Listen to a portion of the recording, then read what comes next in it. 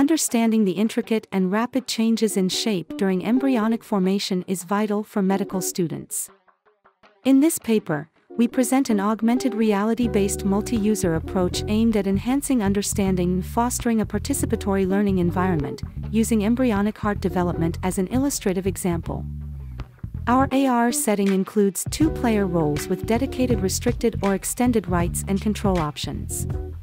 Envisioned is one moderator capable of guiding a medical seminar session step by step, along with up to 3 student roles to encourage dynamic group discussions.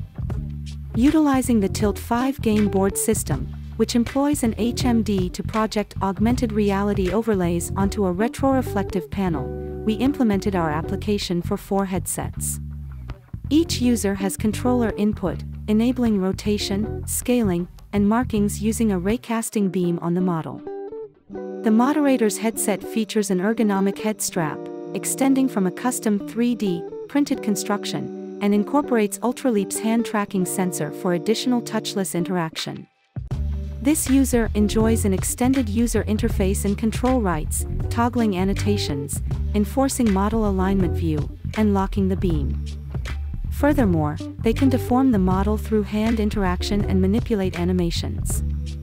To assess the integration suitability of our concept into a seminar context and gain early insights at this development stage, we conducted a participatory workshop with 4 experts of varying experience levels in anatomy education. We present 3 positioning settings for the game board and evaluate them based on expert feedback.